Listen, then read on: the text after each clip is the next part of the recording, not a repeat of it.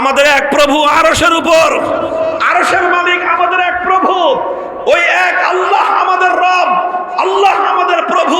এছাড়া আসমান আর জমিনের মধ্যখানে আমাদের আর কোনো প্রভু নাই। কেউ যদি আমাদের দিকে ভ্রাতৃত্বের হাত বাড়িয়ে দেয়, আমরাও তাকে ভাই হিসেবে গ্রহণ করতে প্রস্তুত। কিন্তু কেউ যদি আমাদের দিকে প্রভুত্বের হাত বাড়িয়ে দিতে চায়, আমরা দরিদ্র হতে পারি, দুর্বল হতে পারি, আমাদেরকে দুর্বল ভেবে আমাদের উপর যারা প্রভুত্ব করতে আসে, এ জাতির ইতিহাস হলো সেই প্রভু বনে যাওয়া মাখলুকের হাত ভেঙে আমরা গুড়িয়ে দেই। সেই ইতিহাস আলহামদুলিল্লাহ 2024 সালে বাংলাদেশের বাচ্চা ছেলেরা দেখিয়ে দিয়েছে। আবার এদেশে তোমরা প্রভুত্ব স্থাপন করতে চেয়েছিলে, তোমরা তোমাদের প্রভুত্ব বাস্তবায়ন করতে চেয়েছিলে, এদেশের 4 কোটি ছাত্র জনতাকে তোমরা অপমান করেছিলে। তোমাদের গুটি কয়েক এই অভিজাত পরিবারের সন্তানদেরকে বাদ দিয়ে গোটা বাংলাদেশের খেটে খাওয়া মেহনতি শ্রমিক মজদুরদের সন্তানদেরকে, স্কুল কলেজ মাদ্রাসা ইউনিভার্সিটির সন্তানদেরকে তোমরা তুচ্ছ-তাচ্ছিল্য করেছিলে, রাজাকারের বাচ্চা বলে গালি দিয়ে গোটা বাংলাদেশকে তোমরা অপমান করেছিলে। মনে রাখবেন, এই শিক্ষাটা আমাদের এখান থেকেই। আমাদের দিকে যদি কেউ বন্ধুত্বের হাত বাড়ায়, ভ্রাতৃত্বের হাত বাড়ায়, আমরা তাদেরকে ভ্রাতৃত্বের আদরে, ভ্রাতৃত্বের আলিঙ্গনে আমরা তাদেরকে আবদ্ধ করে নেই। রুহামাউ বাইনাহুম, যারা বলবে আমরা তোমাদের ভাই, আমরাও বলবো তোমরা আমাদের ভাই।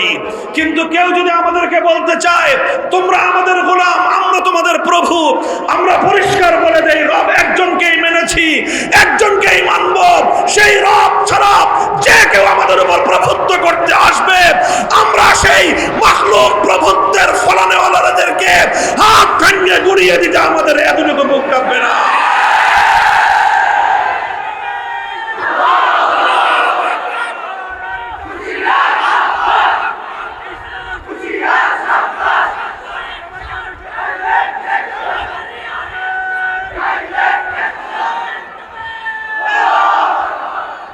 আমি আজকে আপনাদের সম্মুখে শুধুমাত্র হাজির হয়েছি হাজিরা দেওয়ার জন্য, আপনাদের সাথে দেখা সাক্ষাৎ করার জন্য।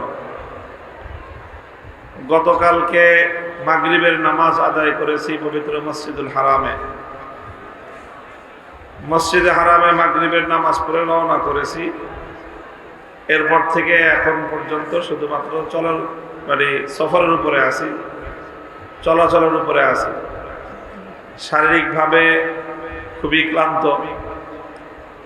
তো শুধুমাত্র আপনাদের এই ঐতিহাসিক এই মুরাদনগর মাদ্রাসার এবং এই অঞ্চলের ধর্মপ্রাণ মুসলমানদের সাথে সাক্ষাতের জন্য, এবং বিশেষ করে আপনাদের এই এলাকার মানুষের, গণমানুষের, সর্বশ্রেণীর মানুষের প্রিয় ভাজন, আপনাদের জনপ্রিয় নেতা জনাব মোফাজ্জল হোসেন কায়েকোবাদ ভাইজান অনেক অনুরোধ করে বলেছেন যেন কোনোভাবে এখানে আমি উপস্থিত হই, ইত্যাদি কারণে আল্লাহ পাক রব্বুল আলামিন সুযোগ করে দিয়েছেন।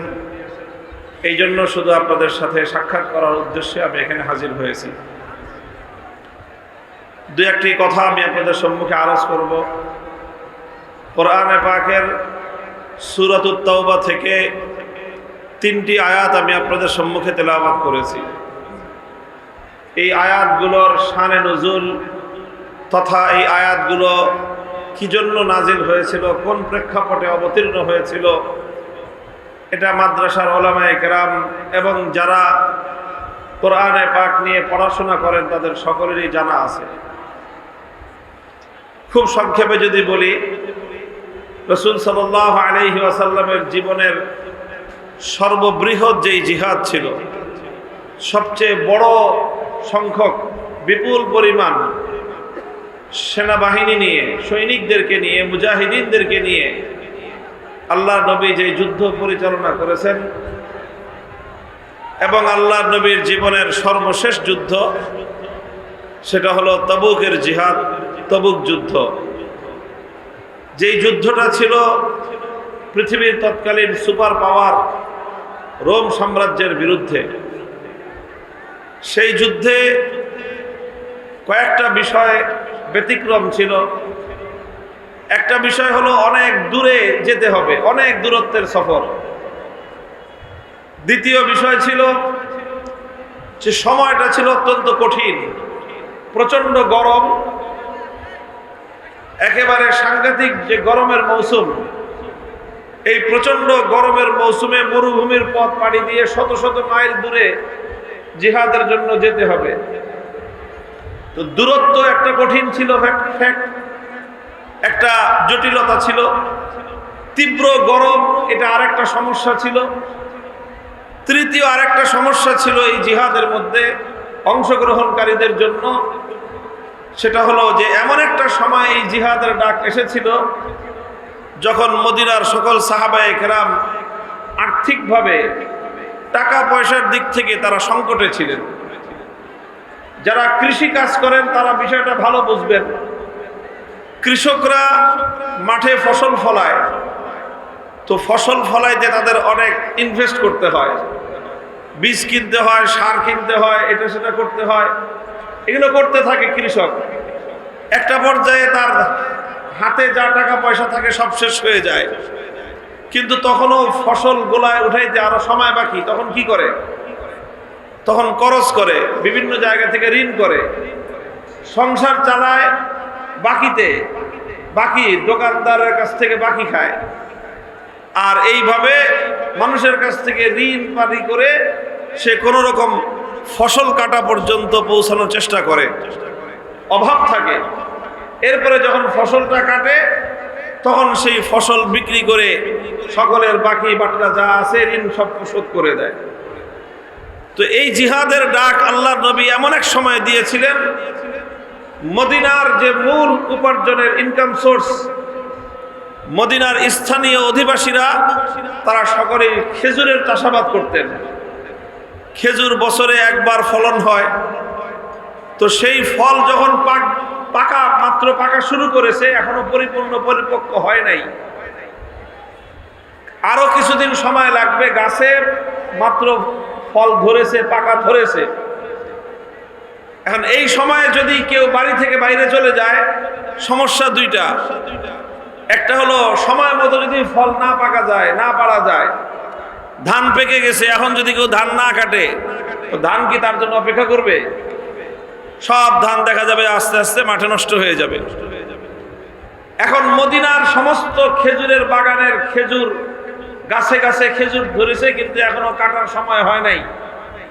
এই সময় যদি জিহাদে যায় তাহলে সকলের খেজুরের বাগানের খেজুর নষ্ট হওয়ার সম্ভাবনা আছে। আর হাতে নাই কোনো টাকা পয়সা, জিহাদের সামানপত্র কিনবে কিভাবে? ঘোড়া কিনতে হবে, উট কিনতে হবে, তরবারি কিনতে হবে, লৌহ বর্ম কিনতে হবে, হাতে নাই টাকা, গাছে ফল। এই অবস্থায় যদি জিহাদের সফরে যায় তাহলে বিরাট আর্থিকভাবে অনেক সমস্যা এবং ক্ষতির সম্মুখীন হবে।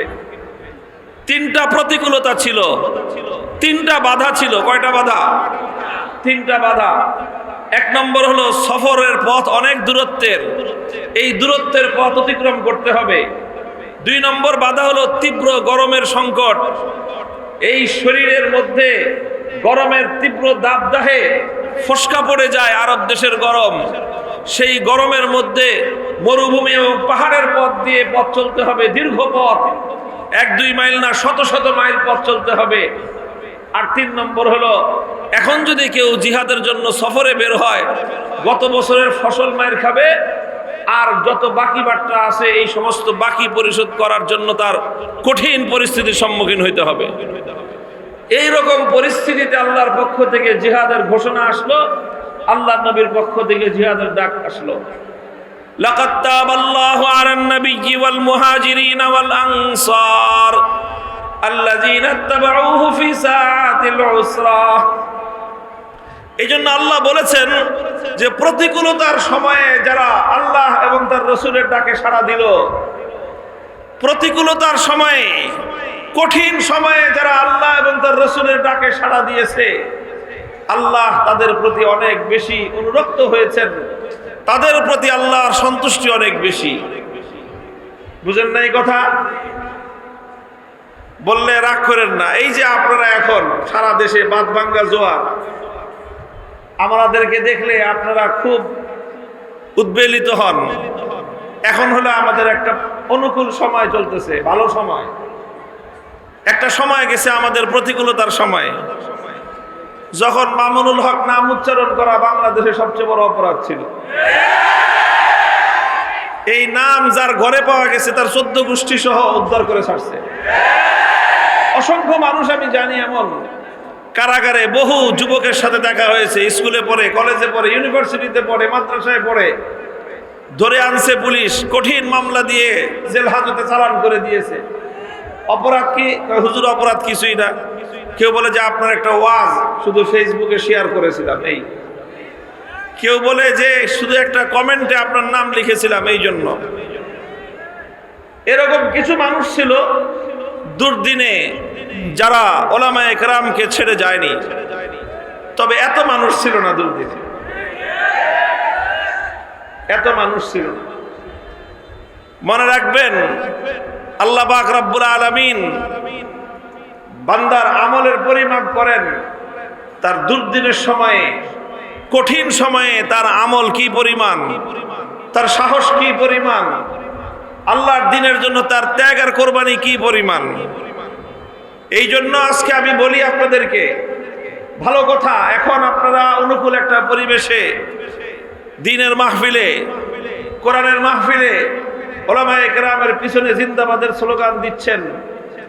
এটা এখন থেকে পাক্কা নিয়ত করেন যে আল্লাহ যদি আল্লাহ না করুক, আবার যদি কোনোদিন আমাদের উপর বিপদ আসে, আবার যদি কোনোদিন আল্লাহর দ্বীনের পথে কেউ বাধা সৃষ্টি করবার চেষ্টা করে, আবার যদি কেউ আল্লাহর দ্বীনের বিরুদ্ধে আল্লাহর জমিনে কোনো তৎপরতা পরিচালনা করে, অবস্থা যত ভয়াবহ আর যত প্রতিকূলতাই হোক না কেন, জান আর মালের কোনো তোয়াক্কা না করে আল্লাহর দ্বীনের হেফাজতের জন্য আবার মাঠে নেমে পড়ব।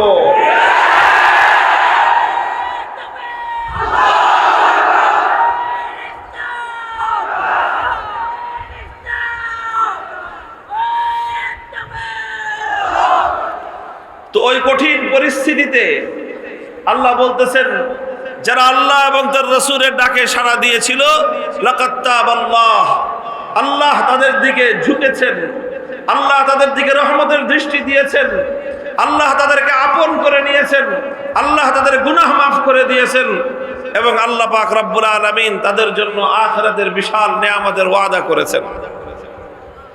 এটা হলো একটা মূল ঘটনা। এই ঘটনার আলোকে আমি আর লম্বা কথা ইতিহাস বললাম না, শুধু এতটুকু বললাম, এই তবুকের জিহাদে আবু বকর সিদ্দিক রাদিয়াল্লাহু আনহু এবং হযরত ওসমান রাদিয়াল্লাহু তাআলা আনহু তারা ঐতিহাসিক ভূমিকা পালন করেছিলেন। একটা ঘটনা আমরা সকলেই জানি, আবু বকর সিদ্দিক এবং ওমর ফারুক রাদিয়াল্লাহু আনহুমা আল্লাহর রাস্তায় সদকা করার জন্য দান করতে গিয়ে তারা প্রতিযোগিতায় লিপ্ত হয়েছিলেন। হযরত ওমর রাদিয়াল্লাহু আনহু বাড়িতে যা তার সম্পদ ছিল তার সমস্ত সম্পদের অর্ধেক আল্লাহর নবীর কাছে পেশ করে দিয়েছিলেন। আর মনে মনে তিনি আশা করেছিলেন যে কোনোদিন তো আবু বকর সিদ্দিকের সাথে আমি প্রতিযোগিতায় কুলায় উঠতে পারি না, আজকে এই কঠিন সময়ে আমি আমার জিন্দগির উপার্জিত সমস্ত সম্পত্তির অর্ধেক আল্লাহর রাস্তায় দিয়ে দিলাম, আজকে ইনশাআল্লাহ আমি আবু বকর সিদ্দিকের চেয়ে অগ্রসর হয়ে যাব রাদিয়াল্লাহু আনহু। কিছুক্ষণ পরে আবু বকর সিদ্দিক রাদিয়াল্লাহু আনহু আসলেন আল্লাহর নবীর কাছে, তিনিও তার সম্পত্তি পেশ করলেন। পরিমাণে হযরত ওমরের চেয়ে তার সম্পদ অনেক কম ছিল। আল্লাহর নবী জিজ্ঞাসা করছেন আবু বকর সিদ্দিক রাদিয়াল্লাহু আনহুকে, আবু বকর তুমি কি আনছো আর তোমার পরিবারের জন্য কি রেখে আসছো? তিনি বললেন যে ইয়া রাসূলুল্লাহ, বাড়িতে গিয়ে আমার জীবনের উপার্জিত সঞ্চিত যা সম্পত্তি ছিল সব আমি আল্লাহ এবং তার রাসূলের জন্য নিয়ে আসছি, যা ছিল সব জমা করে দিলাম আপনার কাছে।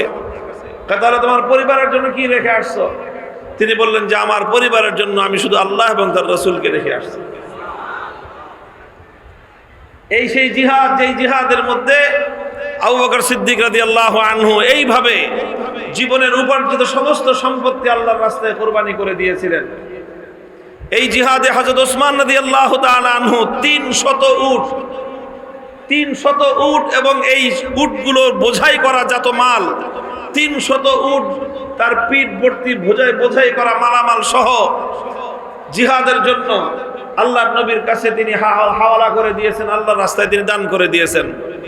উসমান রাদিয়াল্লাহু আনহুর এই বিপুল পরিমাণ দান দেখে আল্লাহর নবী এত খুশি হয়েছিলেন, নবীজি সেই দিন ঘোষণা করেছিলেন, মা আলা উসমান মা আমিলা বাদাল ইয়াউম। ওসমান আজ যা করেছে, আল্লাহ ওসমানের প্রতি এত খুশি হয়েছেন যে আজকের পরে ওসমান যতদিন বেঁচে থাকবে সে কি করলো আর না করলো সেটা দেখার বিষয় নয়, আজকের আমলের দ্বারা সে আল্লাহ এবং তার রাসূলকে রাজি করে নিয়েছে। মুহতারাম হাজিরিন, এটাই কথা। আমি আজকে ইসলামের এই সময়ে বাংলাদেশে আলহামদুলিল্লাহ ইসলামের একটা অনুকূল হাওয়া বইছে, এখন একটা অনুকূল বাতাস প্রবাহিত হচ্ছে। এই সময় আমি আপনাদেরকে দুটো কথা স্মরণ করায় দিতে চাই। এক নম্বর কথা হলো, ওয়াতিলকাল আইয়ামু নুদাবিলুহা বাইনান নাস। আল্লাহ পাক রব্বুল আলামিন বাতাসের গতি সবসময় একজনের পক্ষে রাখেন না। বাতাসের গতি সবসময় একজনের পক্ষে থাকে না। মা কুল্লু মা ইয়াতামান্নাল মারউ ইউদরিকুহু তাজরির রিয়াহু বিমা লা তাশতাহিস সুফুনু। যাওয়ার সময় যদি আপনি উজান ঠেলেন, আসার সময় তাহলে আপনি দেখা যাবে যে বাড়িতে আসতে হবে। আপনার যাইতে যদি কষ্ট হয়, আসতে সহজ হবে। আজকে যদি আপনার ভালো যায়, আগামীকালকে আপনার প্রতিকূল অবস্থা আসতে পারে। আজকে যদি আপনার বিপদ থাকে, ইনশাল্লাহ আগামীকালকে আপনার জন্য নতুন ভোরের সূর্যোদয় হবে। সময়ের পরিবর্তন হতে পারে, অবস্থার পরিবর্তন হওয়া, এটাই হলো পৃথিবীর স্বাভাবিকতা। যারা এই ক্ষণস্থায়ী দুনিয়ার ক্ষমতা পেয়ে, যারা অল্প কিছুদিনের এই দুনিয়ার মসনদ পেয়ে, দুনিয়ার রাজ্য ক্ষমতা পেয়ে, দুনিয়ার রাষ্ট্র ক্ষমতা পেয়ে ভুলে যায় যে এরও বিপরীত কোনো অবস্থা হতে পারে। যারা সামান্য কিছুদিনের জন্য এই রাষ্ট্র ক্ষমতাকে হাতের মুঠোয় পেয়ে, রাষ্ট্র শক্তিকে নিজের হাতের মুঠোয় ব্যবহার করার সুযোগ পেয়ে ভুলে যায় যে তাদেরও আবার একদিন জনতার কাঠগড়ায় দাঁড় হতে পারে, দাঁড় হওয়া রাখতে পারে। যারা ভুলে যায় যে বাতাস সবসময় নিজের অনুকূলে থাকে না, তাদের কি ধরনের পরিণাম হতে পারে। হে পৃথিবীবাসী, বাংলাদেশের মানুষ আগামী 100 বছর পর্যন্ত শেখ হাসিনার পরিণাম থেকে শিক্ষা নিও, শিক্ষা গ্রহণ করে নিও। আমরা অনেক উপদেশ দিয়েছিলাম, অনেক কল্যাণকামিতার কথা বলেছিলাম। আমরা যত কল্যাণকামিতার কথা বলেছি, আমাদেরকে তত বেশি প্রতিপক্ষ সাব্যস্ত করা হয়েছে। আমরা যত নসিহত করেছি, আমাদেরকে তত শত্রু ভাবা হয়েছে। আমরা যতবার বলেছিলাম যে এভাবে আল্লাহর দ্বীনের বিরুদ্ধে, ইসলামের বিরুদ্ধে, ইসলামের মূল চিন্তা এবং চেতনাকে সমাজ থেকে ভুলুণ্ঠিত করবার এই পায়তারাগুলো বন্ধ করেন, আমরা যতই বলেছি, বিষয়গুলোকে তারা আমাদের জন্য শত্রুতা পোষণ করে আমাদের বিরুদ্ধাচরণ করে গেছেন। মনে করেছিল যে এই ক্ষমতার মসনদ বুঝি আর কোনোদিন তার কাছ থেকে কেউ ছিনিয়ে নিতে পারবে না। মুহতারাম হাজিরিন, ফাতাহুমুল্লাহু মিন হাইসু লাম ইয়াহতাসিবু, ফাতাহুমুল্লাহু মিন হাইসু লাম ইয়াহতাসিবু। এরপরে আল্লাহ পাক রব্বুল আলামিন এমন ভাবে পাকড়াও করেছেন যে এইভাবে পাকড়াও হতে পারে কোনোদিন কল্পনাও করে নাই। 5ই আগস্ট সকালবেলাও বুঝে নাই যে কি হইতে যাইতেছে। 12 পদের তরকারি দিয়ে রান্না করেছিল দুপুরের খাবার। কয় পদ? চিন্তা করতে পারেন। অথচ 5ই আগস্টের আগে কমপক্ষে 1 থেকে 1,500 মানুষ বাংলাদেশের মাটিতে নির্মমভাবে হত্যা করা হয়েছে। টেকনাফ থেকে তেতুলিয়া পর্যন্ত ছাত্রদের, শিশুদের, মায়েদের রক্তে আল্লাহর এই জমিন রঞ্জিত। আর সেই জমিনের শাসক 12 পদ দিয়ে সেই রক্তের উপর দাঁড়িয়ে খাবার খাওয়ার জন্য রান্না করা খাবার আয়েশ মেরে, মৌজ মেরে, ফুর্তি করে খাবে, এই ধরনের মানসিকতা সম্পন্ন শাসক ছিল এই মাটিতে। আমাদের কথাগুলো ভুল হলে বলেন যে হ্যাঁ, এই কথাটা আমরা ভুল বলেছি, অন্যায় বলেছি। গণভবনে 5ই আগস্ট দুপুরের রাবার খাবারের মেনু কি ছিল সেটা তালাশ করেন, দেখেন, এরপরে বলেন আমি আর কিছু বলতে চাই না, শুধু এতটুকু বলতে চাই, যেই জনপদে এক প্রান্ত থেকে আরেক প্রান্ত পর্যন্ত লাশের গন্ধে ভরে গেছে গোটা দেশ, যেই জনপদের হাজার হাজার মানুষ পঙ্গুত্ব বরণ করে হাসপাতালের বিছানায় গুলো কাতরাচ্ছিল, যেই জনপদের মানুষ ঘরে পর্যন্ত মায়ের কোলে বাবার কোলে সন্তান গুলিবিদ্ধ হয়ে শহীদ হচ্ছিল, যেই জনপদের মানুষ নিজের ঘরের মধ্যে নিরাপদে বসবাস করতে পারছিল, যেই জনপদের মানুষ এভাবে গোটা দেশের মানুষ যখন রক্তের স্রোতে ভাসছিল, সেই জনপদের শাসক তখন এই আয়েশি খাবার খাবার আয়োজন করতে পারে। কতটা মানুষের প্রতি, দেশের প্রতি, জাতির প্রতি দায়িত্ব জ্ঞানহীন হলে এই কাজ করা সম্ভব। মুহতারাম হাজিরিন, বলতে চাই শিক্ষা গ্রহণ করা, আপনাদেরকে যে সবক দেওয়ার কথা বলতে চাই, আমরা নিজেরা যে সবক হাসিল করা উচিত বলে আমি আমাদেরকে আমি সম্বোধন করছি, সেটা হলো এই যে পরিস্থিতি সবসময় অনুকূল থাকে না। আল্লাহর নবীর 63 বছরের জিন্দেগি সবসময় নিজের অনুকূল থাকে নাই। বদরের যুদ্ধে পরিবেশ অনুকূল ছিল, উহুদের যুদ্ধে পরিবেশ উল্টে গেছে, খন্দকের যুদ্ধে পরিবেশ উল্টে গিয়েছে, আবার খায়বারের জিহাদে মুসলমানদের অনুকূল চলে আসছে পরিবেশ। কখনো ওয়াতিলকাল আইয়ামু নুদাবিলুহা বাইনান নাস, আল্লাহ পাক কখনো বাতাস এদিকে প্রবাহিত করবেন তোমার অনুকূলে, কখনো বাতাস প্রবাহিত হবে তোমার প্রতিকূলে। আমাদের জন্য শিক্ষা হলো এই, আল্লাহ না করুন আল্লাহর দ্বীনের জন্য যে কোনো কঠিন পরিস্থিতিতে, যে কোনো প্রতিকূল পরিবেশে, যে কোনো দুর্দণ্ডাত্ম প্রতাপশালী যে কোনো শাসকের মুখে, যে কোনো অত্যাচারী জালিমের বুলেটের বুকের সামনে, যে কোনো অন্যায়কারী, যে কোনো ক্ষুধাদ্রোহী শক্তি তাগুতের মোকাবেলায় সিনা টান করে আবু সাঈদের মতো দাঁড়িয়ে থাকতে হবে, কেবলমাত্র আল্লাহর জন্য, কেবলমাত্র আল্লাহর দ্বীনের জন্য।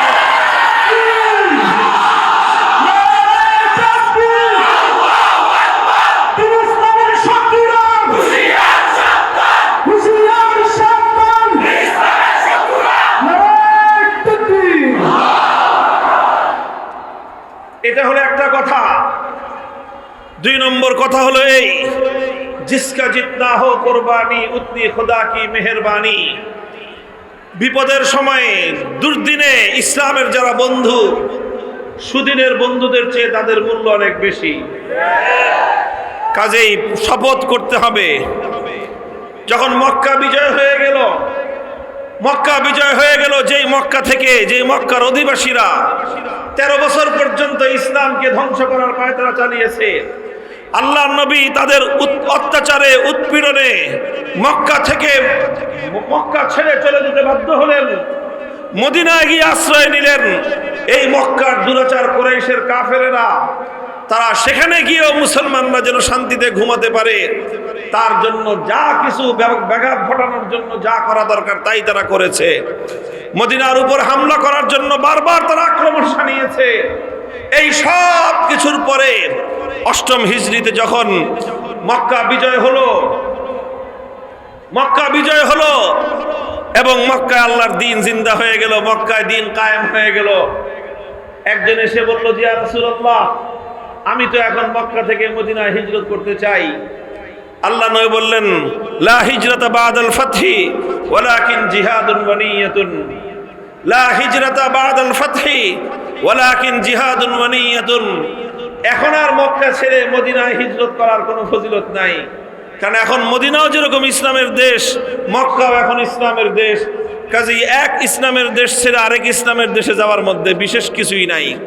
তবে তুমি যদি এই ফজিলত হাসিল করতে চাও, আগে যারা কঠিন সময়ে মক্কা ছেড়ে মদিনায় গিয়ে আশ্রয় নিয়ে হিজরত করার মতো বিপুল পরিমাণ বিশাল সওয়াব হাসিল করেছে, আল্লাহর সন্তুষ্টি এবং নৈকট্য অর্জন করেছে, সেই পরিমাণ নৈকট্য যদি তুমি অর্জন করতে চাও, তা তোমার জন্য দুটো রাস্তা, দুটো পথ। 1 নম্বর পথ হলো ওয়ালাকিন জিহাদুন, তোমাকে আল্লাহর রাস্তায় জিহাদে শরীক হতে হবে, জিহাদে যেতে হবে, জিহাদের জন্য মাথায় আমামা বাঁধতে হবে, জিহাদের জন্য নিজেকে প্রস্তুত করতে হবে, আর এভাবে শত্রুর মোকাবেলায় নিজের জান মাল নিয়ে নিজেকে সমর্পণ করে দিতে হবে। এর মাধ্যমে তুমি হিজরতের সমান সওয়াব পাবে। 1 নম্বর ওয়ানিয়াতুন। আর 2 নম্বর হলো আরেকভাবেও তুমি হিজরতের সমপরিমাণ সওয়াব পেতে পারো। সেটা হলো এই, তুমি নিজে নিজে পণ করো, নিজে নিজে শপথ করো। দুনিয়ার কাউকে বলতে হবে না, শুধু আল্লাহকে বলো যে আল্লাহ আমি শপথ করলাম, আমি পণ করলাম, আবার যদি কোনোদিন এই মক্কা নগরীতে কুফরের রাজত্ব প্রতিষ্ঠিত হয়, আবার যদি কোনোদিন এই মক্কায় বাতিল বিজয়ী হয়ে যায়, আবার যদি কোনোদিন এই মক্কায় তোমার শত্রুদের আধিপত্য প্রতিষ্ঠিত হয়, সেই দিন আমি নিজের বাড়ির মায়ায়, নিজের পরিবারের মায়ায়, নিজের সন্তান এবং আপনজনদের মায়ায় মক্কায় পড়ে থাকবো না, বরং সেই দিন আমি তোমার দ্বীনের জন্য সব কিছু ছেড়ে তোমার পথে আমি নিজেকে সুপর্দ করে দিব। যদি কেউ এই নিয়ত করতে পারো, তাহলে হিজরত না করেও তুমি হিজরতের সমপরিমাণ সওয়াব লাভ করতে পারবে। শপথ করেন বাংলাদেশের শত্রুরা, আমি বাংলাদেশ বলি কারণ বাংলাদেশ এবং ইসলাম একটা আরেকটার সাথে ওতপ্রোতভাবে জড়িয়ে আছে। ইসলাম বাদ দিলে বাংলাদেশ থাকে না, ইসলাম বাদ দিলে বাংলাদেশ থাকে না। যারা ইসলামকে বাদ দিয়ে বাংলাদেশের পরিচয় দেয়, তারা বাংলাদেশের সঙ্গে গাদ্দারি করে। 1000 বছরের ইতিহাস, এই বাংলাদেশ এমনি তৈরি হয় নাই। 200 বছর পর্যন্ত ব্রিটিশদের বিরুদ্ধে আজাদির সংগ্রাম করতে হয়েছে এই দেশটা অর্জন করতে গিয়ে। ব্রিটিশ বিতাড়িত হওয়ার আগেই আবার আরেকটা সংগ্রাম করতে হয়েছে, লড়াই করতে হয়েছে, জীবন দিতে হয়েছে এই জনপদের মানুষকে। সেটা ছিল পশ্চিমবঙ্গের রবীন্দ্রনাথ ঠাকুর মাকুরদের, এই দাদা বাবুদের আধিপত্যের বিরুদ্ধে লড়াই করতে হয়েছে। রবীন্দ্রনাথ আজকে বাংলাদেশের অনেক এক শ্রেণীর মানুষের কাছে একটা দেবতা তুল্য হয়ে গেছে, অথচ বিগত 100 বছর, বিগত 19 শতকে, 18 শতকে সে একজন চরম সাম্প্রদায়িক মুসলিম বিদ্বেষী ব্যক্তি ছিল। কবিতা ভালো লেখছে ভিন্ন কথা, তার সাহিত্য উচ্চাঙ্গের সেটা ভিন্ন কথা, কিন্তু যদি আমি তাকে মানবিক দৃষ্টিকোণ থেকে যখন আমি দেখি, রবীন্দ্রনাথকে একজন সাম্প্রদায়িক, একজন উগ্র হিন্দু ছাড়া আমি আর কিছুই বলতে পারি না।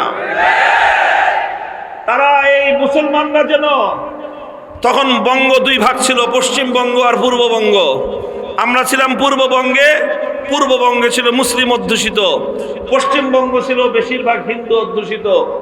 আর এরকম বছরের পর বছর ধরে পশ্চিমবঙ্গের লোকেরা তারা খবরদারি করত, নেতাগিরি করত, সব তারা করত।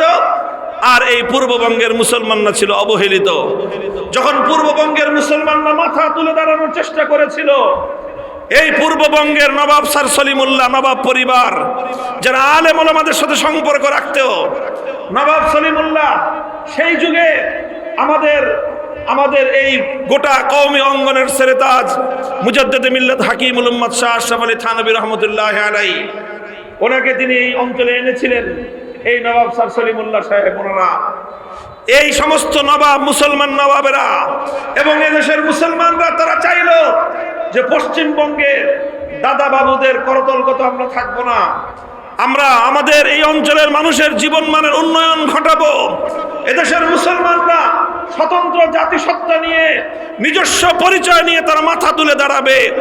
এই চেষ্টা যখন এই পূর্ববঙ্গের মুসলমানরা করলো, পশ্চিমবঙ্গের রবীন্দ্রনাথ ঠাকুরদের নেতৃত্বে হিন্দুরা তখন বঙ্গ রদ নামে তারা সহিংস আন্দোলন করেছিল।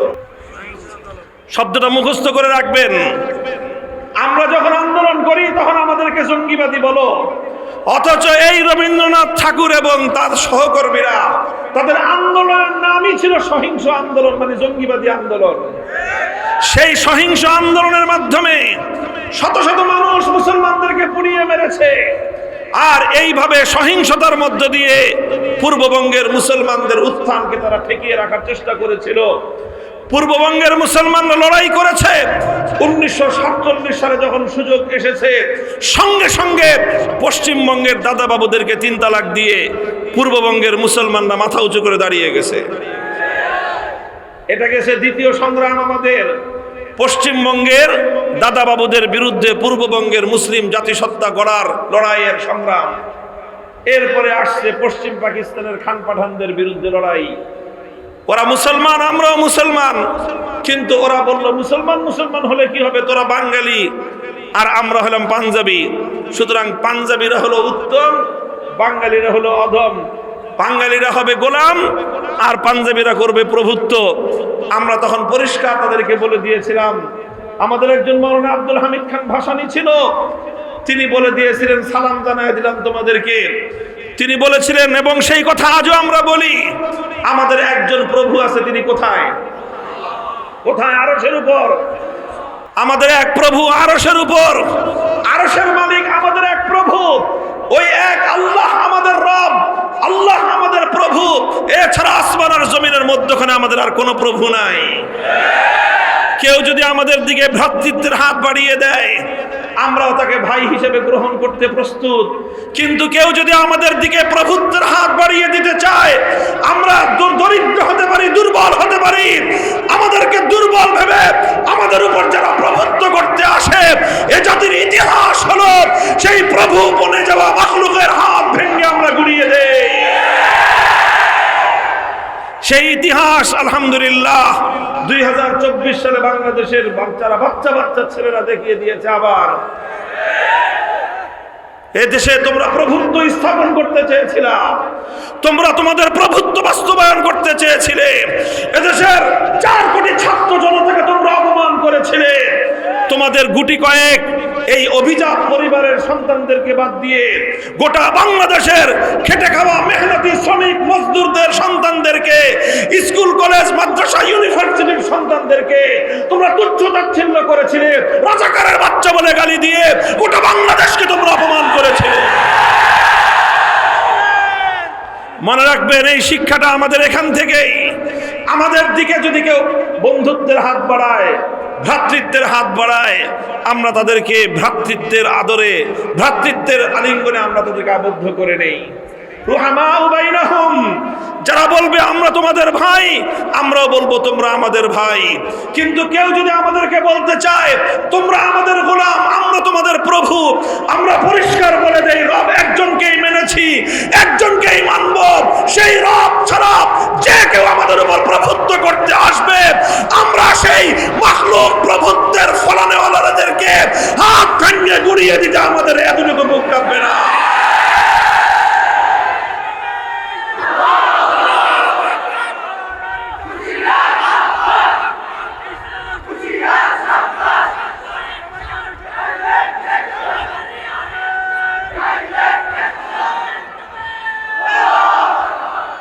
মুহতারাম হাজিরিন, এই 2টা কথা বললাম এই প্রসঙ্গে। সর্বশেষ কথা আমার, ওয়ালা সালাসাতিল্লাযীনা খুল্লিফু হাত্তা ইযা দাকাত আলাইহিমুল আরদু বিমা রাহুবাত ওয়া দাকাত আলাইহিম আনফুসুহুম ওয়া যান্নু আল্লা মালজাআ মিনাল্লাহি ইল্লা ইলাইহি সুম্মা তাবা আলাইহিম লিয়াতুবু ইন্নাল্লাহা হুয়াত তাওয়াবুর রহিম। এই জিহাদের মধ্যে কিছু মুনাফিকরা বাটপারি করেছিল। মুনাফিকরা তারা যুদ্ধে যায় নাই, জিহাদে যায় নাই, ধোঁকাবাজি করেছে, প্রতারণা করেছে, ছল চাতুরির আশ্রয় নিয়েছে। ছল চাতুরির আশ্রয় নিয়ে মিথ্যা অজুহাত দাঁড় করিয়ে তারা ইসলামের পক্ষে জিহাদে অংশগ্রহণ করে নাই। অর্থাৎ তারা শুধু ইসলামের নামে মধু খাবে, কিন্তু ইসলামের নামে রক্ত দিবে না। এই সুবিধাবাদী চরিত্র ইসলামের মধ্যে গ্রহণযোগ্য নয়। শুধু ইসলামের নামে হালুয়া খাইবা আর ইসলামের জন্য রক্ত দেওয়ার প্রশ্ন আসলে তুমি বলবা তুমি যাও, আমি নাই। এই সকল চরিত্র ইসলাম কোনো পছন্দ করে না।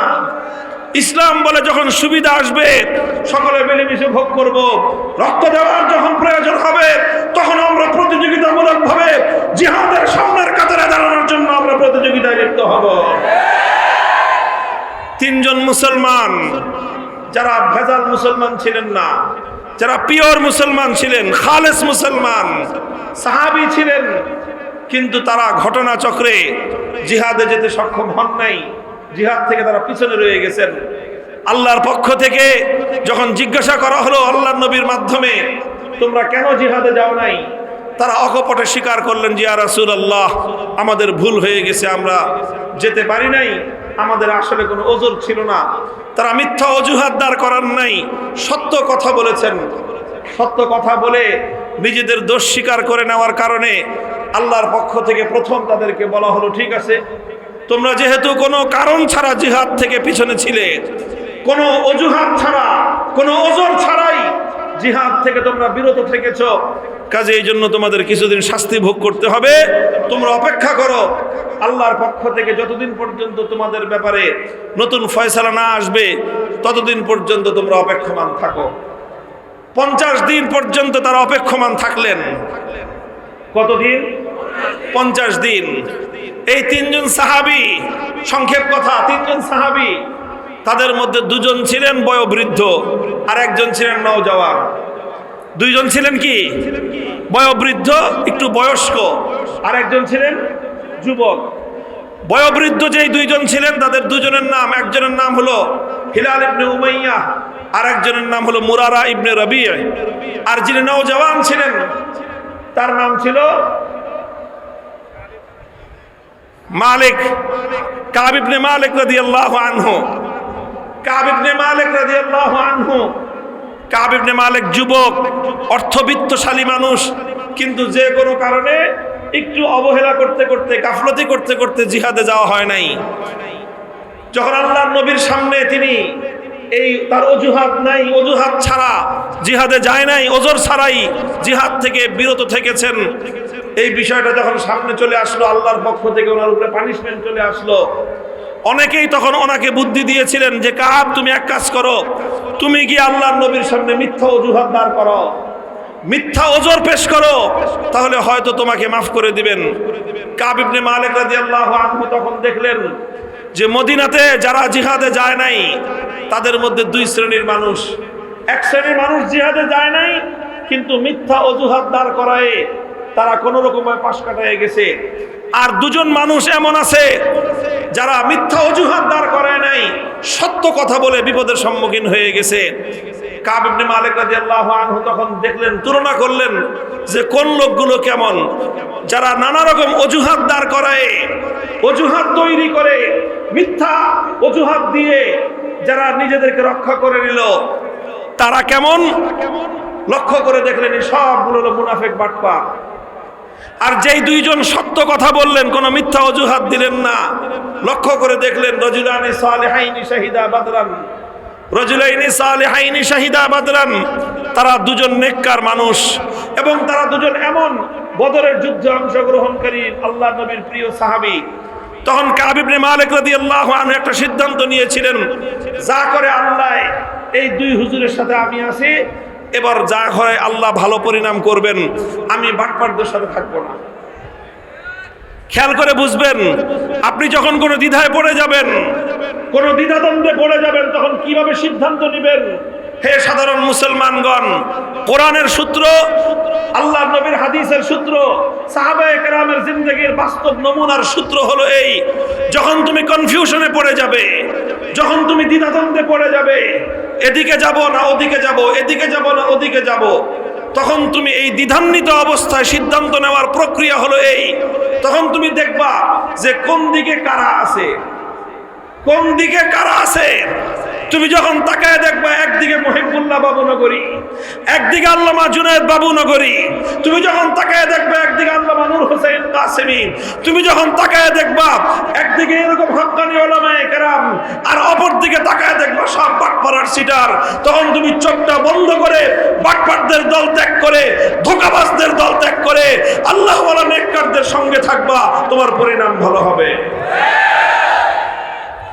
মুহতারাম হাজিরিন, আপনারা দেখছেন আপনাদের এই ভাই মামুনুল হককে, আলহামদুলিল্লাহ, আমি আমার এই কঠিন সময়ে এই সূত্রের উপর আমল করে আমি আজকে তার ফলাফল দেখতেছি নিজের চোখে। যখন আমার উপর কঠিন বিপদ আসলো, ভয়াবহ এক বিপদ, গোটা রাষ্ট্রযন্ত্র তার সমস্ত শক্তি নিয়ে, পুলিশ, র্যাব, বিজিবি, আর্মি এবং তাদের সমস্ত গোয়েন্দা সংস্থাগুলো, ডিজিএফআই, এনএসআই, এসবি, সব গোয়েন্দা সংস্থা সবাই মিলে গোটা রাষ্ট্রযন্ত্র সংসদে স্বয়ং সেই প্রধানমন্ত্রী দাঁড়ায় আমার বিরুদ্ধে বিষোদ্গার করে গোটা রাষ্ট্রযন্ত্র নিয়ে আমার বিরুদ্ধে ঝাঁপায় পড়লো। পরিস্থিতি অত্যন্ত ভয়াবহ। আমার আপনজনরা পর্যন্ত তখন তাদের খাতার মধ্যে কোথায় কোথায় মামুনুল হক লেখা আছে সব কেটে ফেলে দেয়। সব, কারণ মামুনুল হক নাম পাইলেই হলো, আর কোনো অপরাধ লাগবে না, তোমার খাতার মধ্যে মামুনুল হক নাম লেখা পাওয়া গেছে, তুমি বড় অপরাধী। এইভাবে যেখানে যেখানে আমার সাথে সংশ্লিষ্টতা যার ছিল, যার সংশ্লিষ্টতা পেয়েছে, এক মাদ্রাসা আমি পড়াতাম, আমার বাবার প্রতিষ্ঠিত মাদ্রাসা, সেই মাদ্রাসাটা কেড়ে নিল সরকার। আরেকটা মাদ্রাসা করেছিলাম সেই আপনার কেরানীগঞ্জে, আপনারা শুনেছেন বাবরি মসজিদ কমপ্লেক্স নামে, সেই মাদ্রাসায় পুলিশ হানা দিয়েছে। হানা দিয়ে সেখানকার ছাত্র শিক্ষক যা পেয়েছে সব ধরে নিয়ে মাদ্রাসাটাকে সিলগালা করে দিয়েছে। যেখানে আমার নাম পেয়েছে, আমার বাসা, আমার পরিবারের উপর পুলিশ গিয়ে হায়নার মতো হামলে পড়েছে, সব তছনছ করে দিয়েছে। এই পরিস্থিতিতে কি করতে পারি, এটা ছিল আমার সামনে অত্যন্ত কঠিন এক প্রশ্ন। একটা কঠিন ভয়াবহ এক বিপদের সম্মুখীন আমি হয়েছিলাম। কিছুটা নমনীয় হয়ে তাদের সঙ্গে তালে তাল মিলে কোনোভাবে নিজেকে সেভ করে নিব না কি করব, এই ধরনের পরিস্থিতিতে যখন আমি পড়লাম, তখন দেখলাম যে তিনজনের ব্যাপারে ঠিক একই রকম কঠিন কর্মপন্থা সরকারিভাবে গ্রহণ করা হয়েছে। কয়জন? ঠিক সেই তিনজন। আমার কোরআনের সেই আয়াতের কথা মনে পড়লো যে এখানে -3 ফর্মুলা 2011 না 111 ছিল কি -2 ফর্মুলার কথা শুনছেন 111-এ, আর 2021 সালে ছিল -3 ফর্মুলা। হেফাজতে ইসলামের তিনজনকে মাইনাস করো। 1 নম্বর আল্লামা জুনায়েদ বাবুনগরী, 2 নম্বর আল্লামা নূর হোসেন কাসেমি, আর একটা হলো অদম আমি মামুনুল হক। এই তিনজনকে মাইনাস করো, -3 ফর্মুলা। -3 ফর্মুলায় ফেলে আমার 2 বুজুর্গকে শহীদ করে দেওয়া হয়েছে। আল্লামা নূর হোসেন কাসেমি রহমতুল্লাহ আলাইহির মৃত্যু স্বাভাবিক মৃত্যু ছিল না, রহস্যজনক মৃত্যু। আল্লামা জুনায়েদ বাবুনগরী রহমতুল্লাহ আলাইহির মৃত্যু স্বাভাবিক মৃত্যু ছিল না, রহস্যজনক মৃত্যু। এই 2 জনকে তারা জানে খতম করেছে, আর আমাকে এমন ভাবে খতম করতে চেয়েছে যাতে এই দেশে আমি আর কোনোদিন মানুষের সামনে মুখ তুলে দাঁড়াতে না পারি। -3 ফর্মুলার উপর তারা শুরু করলো কাজ। কঠিন পরিস্থিতিতে আমি দেখলাম যে আল্লাহর কি খাস মেহেরবানি, আমাদের এই 3 জনকে মাইনাস করার এই পুরো সিস্টেমটা ওই 3 সাহাবীর সাথে মিলে যায়। ওখানেও 3 জন, 2 জন বৃদ্ধ ছিলেন আর একজন যুবক। আমি তাকায় দেখলাম যে আমার সামনে যে 2 জন, তারা 2 জন বৃদ্ধ, আমি একজন যুবক। তো চিন্তা করলাম যা করে আল্লাহ, যে পথে আল্লামা নূর হোসেন কাসেমি, যেই পথে আল্লামা জুনায়েদ বাবুনগরী গেছেন, ওই পথে থাকার মধ্যে আমার জন্য কামিয়াবি আছে। কমর বেঁধে থাকলাম ওই রাস্তার উপর। হয়তো 3টা বছর আমাকে কষ্ট করতে হয়েছে, হয়তো 3টা বছর নিদারুণ কষ্টে রাত এবং দিনগুলোকে কাটাতে হয়েছে, হয়তো অনেক রাত চোখের অশ্রুতে ভাসাতে হয়েছে, হয়তো অনেক দিন বুকের গঙ্গানি আর দীর্ঘ শ্বাসে আমাদের রাত আর দিনগুলো পার হয়েছে। কিন্তু আলহামদুলিল্লাহ অবশেষে 3 বছরের পর সেই প্রভাত এসেছে, নতুন সূর্যের উদয় হয়েছে, এবং আলহামদুলিল্লাহ জুলুমের অবসান হয়েছে। অত্যাচারী জালিমেরদের এমন পরিণাম হয়েছে যে আমাদেরকে তো মাইনাস করেছে, আমরা দেশেই ছিলাম, আর আল্লাহর পক্ষ থেকে এমন মাইনাস হয়েছে 14 গোষ্ঠী সহ দেশের সীমানার বাইরে। লাভ হবে না, এই দেশে আর আসতে পারবেন না, কোনো লাভ হবে না। ট্রাম্পের ছবি নিয়ে আসবেন, এই ট্রাম্প আর বাইডেনের ছবি নিয়ে একবার আসছিলেন। এদেশের মানুষ বাইডেনকেও খায় নাই, ট্রাম্পকেও খাবে না। জুলুমের হিসাব দিবেন। প্রায় 1600 উপরে সর্বশেষ পরিসংখ্যান অনুযায়ী 1650 তাগড়া তাগড়া যুবক ছেলেদেরকে, কচি কচি প্রাণ ছেলে মেয়েদেরকে গুলি করে নির্মমভাবে হত্যা করেছে। এই 1650 আমাদের সন্তানদের হত্যাকাণ্ডের বিচার হবে। যদি কেউ বিচারে গরিমসি করে, তাহলে তাকেও এই দেশের মানুষ ক্ষমা করবে না। বিগত 100 বছরে বাংলার এই মাটিতে এত বড় জালেম, এত বড় ভয়াবহ নির্যাতন, জুলুমের দৃষ্টিমূলার বাংলার মানুষের উপর আর কোনো স্বৈরশাসক চালায় নাই।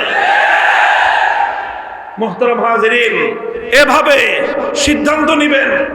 যখন দোদুল্যমানতায় পড়ে যাবেন, দ্বিধাদ্বন্দ্বে পড়ে যাবেন, কনফিউশনে পড়ে যাবেন, তখন দেখবেন কোন পথের সামনে কারা আছে। যেখানে দেখবেন আল্লাহওয়ালারা আছে, যেখানে দেখবেন নেককাররা আছে, যেখানে দেখবেন সৎ মানুষগুলো আছে, আর কিছু বুঝে না আসলেও সৎ মানুষদের সাথে থাকবেন, ভালো মানুষদের সঙ্গে থাকবেন।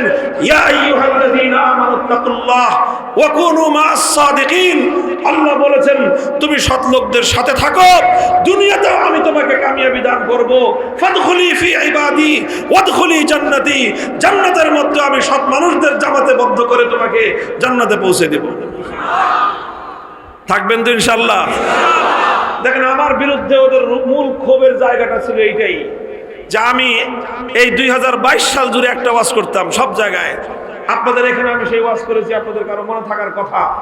আমি বলেছিলাম তাদের ষড়যন্ত্র হলো আলেম সমাজ থেকে দেশের সাধারণ মানুষকে বিচ্ছিন্ন করা। আমি বলেছিলাম রাজনীতি করেন, ভালো কথা, এমন রাজনীতি করবেন না যে রাজনীতি করতে গেলে আলেমদের সঙ্গে দূরত্ব অবলম্বন করতে হয়। যেই রাজনীতির দল, যেই রাজনীতির নেতা তোমাকে আলেমদের থেকে দূরে সরতে বলবে, তোমার দল যদি তোমাকে আলেমদের বিরুদ্ধে রাজপথে নামতে বলে, তোমার দল যদি তোমাকে আলেম সমাজের বিরুদ্ধে ময়দানে নামতে বাধ্য করে, হে মুসলমানের সন্তান, তোমাকে বলেছিলাম, আজও বলি, ভবিষ্যতে বলবো, যে দল তোমাকে উলামায়ে কেরামের কাছ থেকে দূরে সরে, সেই দলকে, সেই দলের নেতা নেত্রীকে 14 তালাক দাও। উলামায়ে কেরামের সঙ্গে তুমি থাকো, দুনিয়াতেও তোমার পরিণাম ভালো হবে, আখিরাতেও তোমার পরিণাম ভালো হবে ইনশাআল্লাহ। থাকবেন তো ইনশাআল্লাহ? ইনশাআল্লাহ। বিপ্লব আমাদেরকে চোখে আঙুল দিয়ে দেখিয়ে দিয়েছে, মানুষ যদি সৎ নিয়তে, ভালো উদ্দেশ্যে যদি ঐক্যবদ্ধ হয়, আল্লাহ সাহায্য করেন। এখন আল্লাহ সাহায্য করেন, আর আল্লাহ যখন সাহায্য করবেন, পৃথিবীর কোন শক্তি ইনশাআল্লাহ সেই বিজয় রুখতে পারবে না। এবারের বিজয় ইসলামী বিপ্লবের একটা প্রাথমিক স্টেজ, ভিত্তি স্থাপিত হয়েছে। এই বিজয়ে যারা রক্ত দিয়েছে অধিকাংশই হলো ইসলাম প্রিয় জনতার রক্ত গিয়েছে। সুতরাং এ রক্ত একদিন কথা বলবে, এ রক্ত থেকে ফুল ফুটবে, এ রক্ত থেকে বাগান তৈরি হবে। সে বাগান হবে আল কোরআনের বাগান, সে বাগান হবে ইসলামের বাগান, সেই বাগান হবে খেলাফতের বাগান, খেলাফতের বাগান ইনশাআল্লাহ।